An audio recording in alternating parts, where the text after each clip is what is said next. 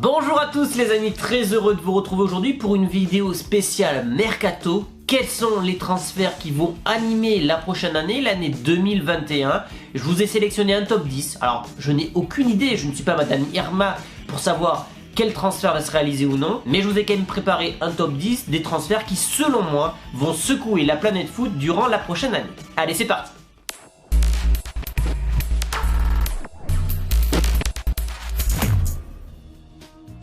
Et c'est OneFootball qui m'accompagne pour cette vidéo aujourd'hui les amis, l'application numéro 1 sur le foot, résultats de match, actu, mercato, justement toutes les infos mercato sont en temps réel, l'application est gratuite, le lien en description. À la 10e place de ce classement, je vous ai proposé Mauro Icardi, qui sera lié à notre transfert, on en parlera après. Icardi qui a complètement disparu des plans du PSG, alors est-ce que l'arrivée de Pochettino va changer l'avenir de l'Argentin? Je ne sais pas. Toujours est-il que cette année, il ne joue pas. On ne le voit plus. Il a pris énormément de poids après le premier confinement. C'est une déception. Et sachant qu'il y a peut-être, voire la probable arrivée de Lionel Messi et que les deux joueurs ne s'apprécient pas du tout, je pense que ce dernier va quitter le club. J'ai aucune idée de là où il peut atterrir, peut-être un retour en Italie, peut-être un départ en Angleterre, mais je pense qu'en 2021 sonnera la fin du projet Icardi au PSG. 9e place, Eriksen, qui était un pilier de Tottenham, qui a joué la finale de la Champions League qui a perdu également la finale de l'Europa League avec l'Inter. Il est parti faire un nouveau challenge en Italie. Je pensais que justement il avait le profil pour réussir avec Conte. Ça a été un fiasco total, tant et si bien qu'il est sur la liste des transferts. C'est Marotta qui l'a dit il y a quelques jours. Il est sur la liste des transferts et on en parle justement pour ce mercato hivernal avec un échange contre Paredes du PSG. Donc Paredes ferait le chemin du PSG à l'Inter et donc Eriksen ferait le chemin inverse, donc de l'Inter au PSG. Il y retrouverait son ancien coach Mauricio Pochettino. C'est un transfert qui je pense va se faire. Il va apporter un nouveau profil de milieu au PSG, ça peut être très intéressant.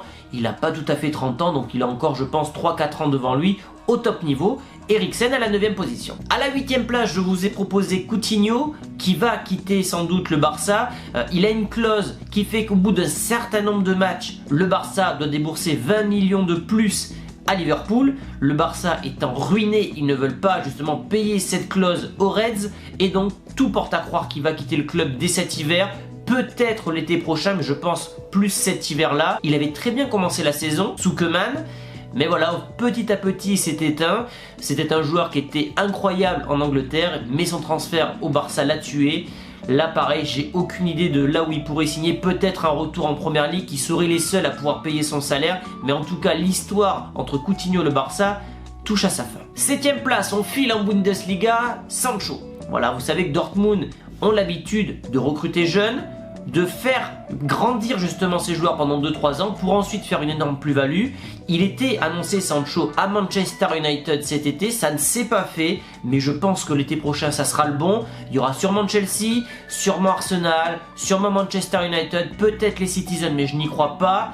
Peut-être même Liverpool, bref, il y aura tous les cadors anglais sur Sancho et je ne pense pas que Dortmund pourra résister un été supplémentaire à des offres mirobolantes. Donc je pense que Sancho va retrouver la première ligue en 2021. C'est un très très grand espoir du football. Même si cette saison il est un peu décevant, du moins il n'est pas dans les calibres de ses années précédentes, je pense qu'un retour en première ligue est d'actualité et qu'en 2021 justement il retrouvera la première ligue. 6e place, Depay, qui va quitter l'Olympique Lyonnais, c'est une certitude, il est en fin de contrat en juin prochain. Aulas va essayer de le vendre le maximum en janvier, on parle d'une indemnité entre 5 et 10 millions d'euros, sans doute plus, proche de 5 étant donné qu'il lui reste que 6 mois de contrat.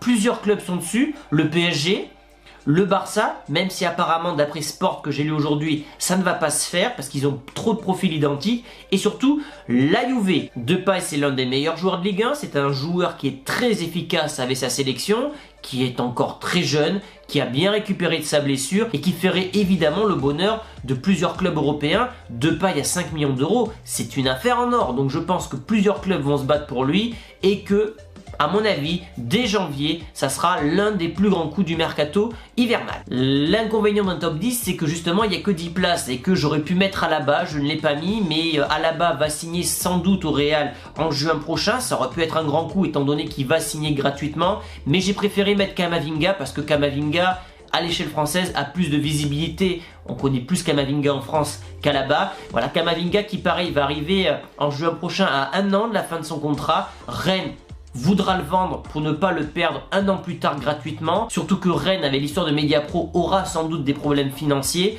Quand tu as un chèque de 40-50 millions d'euros qui arrive sur la table, ça sera difficile à refuser. Pareil, Kamavinga, on en parle du côté du Real. Rien n'est acquis pour le moment, on sait que Zidane le veut pour avoir une doublure de Casemiro. Je l'ai mis à la 5e position parce que c'est un talent incroyable. C'est le plus jeune international français depuis l'après-guerre. C'est une passe gauche formidable, une technique soyeuse. Bref, c'est un grand talent français et bien évidemment qu'on voudra tous suivre sa progression. Kamavinga en 5e position. 4e position, on s'approche du podium. Et là, c'est un transfert quasiment acquis, puisque son agent a parlé dans la presse, c'est Paul Pogba. Mino Raiola a dit qu'il quitterait Manchester l'été prochain. Donc, pareil, même cas de figure, il sera à 1 an de la fin de son contrat qui expire donc en 2022. Mino Raiola a plusieurs pistes.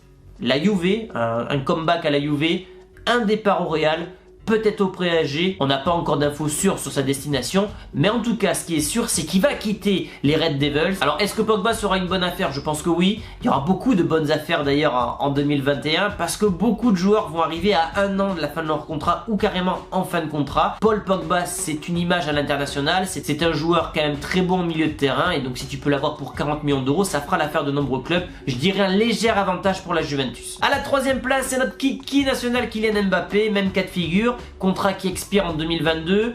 S'il prolonge pas, le PSG le vendra l'été prochain, sans doute au Real, peut-être à Liverpool, mais là pareil j'y crois un peu moins. On parle d'un transfert aux alentours de 180 millions d'euros, je trouve ça exorbitant pour un joueur dont il reste seulement une année de contrat. Je l'ai mis à la 3e position seulement, j'aurais pu le mettre plus haut, parce que je l'ai trouvé décevant en 2020. Voilà, d'où la miniature avec les flèches rouges vers le bas, c'est un joueur qui a perdu de sa superbe, qui est en régression ou du moins en stagnation. Ça me fait penser à l'année où Cristiano Ronaldo voulait partir au Real et qu'il n'avait pas pu. Il avait fait une dernière année avec Manchester qui avait été plutôt décevante avant de rebondir du côté du Real et on connaît l'histoire.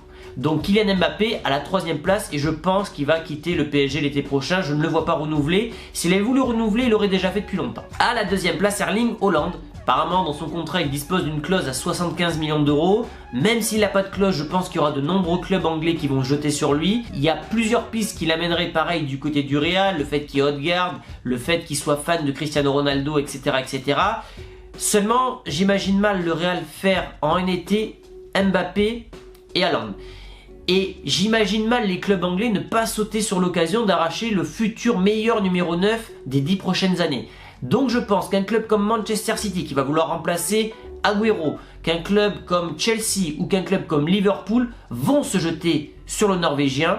Donc à l'heure d'aujourd'hui je donnerai un avantage au club anglais. En tout cas une chose est sûre, je pense que le Norvégien va quitter Dortmund l'année prochaine. Ça fera 1 an et demi qu'il sera au club et voilà, financièrement, avec l'histoire du Covid, quand tu as des clubs anglais qui vont te mettre 120, 140 millions d'euros sur la table pour un joueur, je ne pense pas que Dortmund pourra résister, que ce soit avec Sancho ou avec Haaland, à des offres mirobolantes. Donc j'ai mis Haaland en 2e position de ce top 10. Et enfin, la première place, évidemment, Lionel Messi en fin de contrat en juin prochain.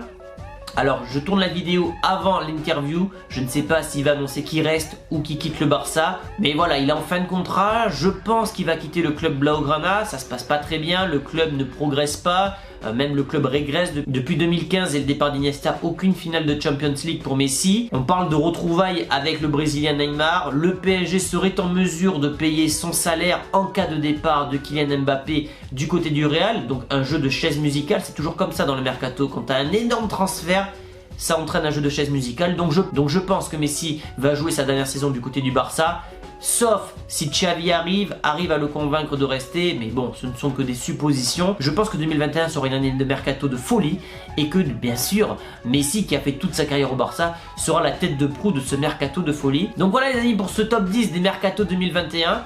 Donnez-moi votre avis là-dessus, donnez-moi aussi des nouveaux noms qu'on aurait pu rajouter justement à ce classement, ou carrément modifier mon classement si vous n'êtes pas d'accord. En attendant, j'espère que ça vous a plu, n'hésitez pas d'ailleurs à lâcher un petit pouce bleu, à vous abonner si ce n'est pas encore fait, vous pouvez me rejoindre sur Twitter, tout est en description, et je vous dis à très vite pour de nouvelles vidéos les amis. Ciao!